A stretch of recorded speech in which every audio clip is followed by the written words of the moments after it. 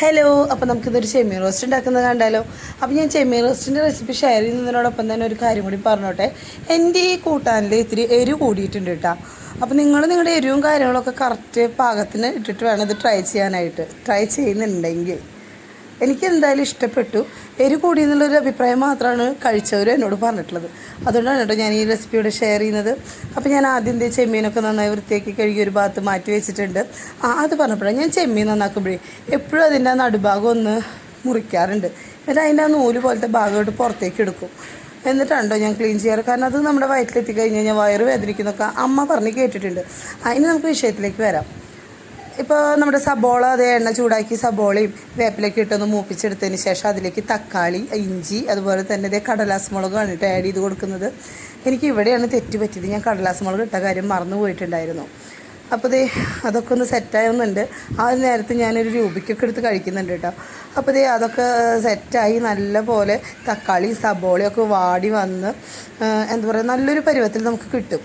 ആ ടൈമിൽ വേണം നമുക്ക് അതിലേക്ക് വേണ്ട മസാലകൾ ആഡ് ചെയ്ത് കൊടുക്കാനായിട്ടാ. അപ്പോൾ ഞാനിവിടെ ആഡ് ചെയ്തിട്ടുള്ളത് മല്ലിപ്പൊടി, മഞ്ഞൾപ്പൊടി, മുളക് പൊടി, പിന്നെ ഒരു കുറഞ്ഞ് പോവണ്ടല്ലോ എന്ന് വെച്ചിട്ട് കുറച്ച് കുരുമുളക് പൊടിയും കൂടി ആഡ് ചെയ്ത് കൊടുത്തു. അപ്പോൾ നിങ്ങൾക്ക് ഊഹിച്ചാൽ മനസ്സിലാവും.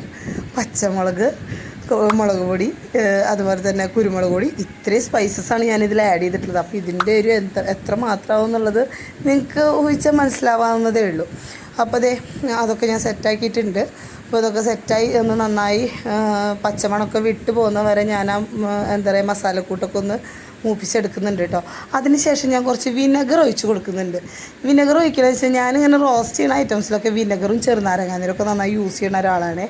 അപ്പോൾ ഞാൻ കുറച്ച് വിനെഗറൊക്കെ ഒഴിച്ച് സെറ്റാക്കി അതിലേക്ക് കുറച്ച് വെള്ളം ഒഴിച്ച് തിളപ്പിക്കാൻ വെക്കുന്നുണ്ട് കേട്ടോ. ഒന്ന് തിള വരുന്ന നേരത്താണ് ഞാൻ ആ ചെമ്മീൻ ആഡ് ചെയ്ത് കൊടുക്കുന്നത്. ചെമ്മീൻ വേവിച്ച ചെമ്മീനല്ല ഞാൻ ഇടുന്നത്. അതുകൊണ്ട് തന്നെ ആ വെള്ളത്തിൽ കിടന്നിട്ട് തന്നെ വേണം ആ ചെമ്മീൻ കുക്കായി കിട്ടാനായിട്ട്.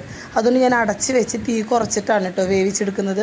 അപ്പോൾ ഇടയ്ക്കൊന്ന് തുറന്ന് നോക്കി അടിയിൽ പിടിക്കാതിരിക്കാൻ വേണ്ടിയിട്ട് ഇളക്കുന്നുണ്ട്. അപ്പോൾ നമുക്ക് ആവശ്യത്തിനുള്ളൊരു വേവായി കിട്ടുന്ന ടൈമിൽ പിന്നെ നമ്മൾ ഓപ്പൺ ചെയ്ത് വെച്ചിട്ട്, അതായത് പാത്രം തുറന്ന് വെച്ച് സിമ്മ് കൂട്ടിയിട്ടിട്ട് അതിലിട്ട് റോസ്റ്റ് ചെയ്തെടുക്കുകയാണ് കേട്ടോ ചെയ്യുന്നത്. അപ്പോൾ അടിയിൽ പിടിക്കാതിരിക്കാൻ വേണ്ടിയിട്ട് ഇങ്ങനെ എപ്പോഴും ഇങ്ങനെ ഇളക്കി കൊടുത്തുകൊണ്ടേ ഇരിക്കും. കാരണം ഞാൻ ഉദ്ദേശിച്ച ഒരു ടെക്സ്ചറിൽ വന്നിട്ടുണ്ട്. എനിക്കിഷ്ടമായി കേട്ടോ. ലാസ്റ്റ് ഞാനിതിലേക്ക് ഒരു തുണ്ട് ചെറുനാരങ്ങാനീരും കൂടി ആഡ് ചെയ്ത് കൊടുക്കുന്നുണ്ട് കേട്ടോ. എനിക്കത് ഇഷ്ടമാണ്, ഞാൻ നേരത്തെ പറഞ്ഞല്ലോ. അപ്പോൾ അങ്ങനെ എൻ്റെ ചെമ്മീൻ റോസ്റ്റ് എല്ലാവർക്കും ഇഷ്ടമായി, എനിക്കും ഇഷ്ടമായി. എരിവ് കുറയ്ക്കണം എന്നുള്ളൊരു അഭിപ്രായം മാത്രമാണ് എല്ലാവരും എന്നോട് പറഞ്ഞിട്ടുള്ളത്.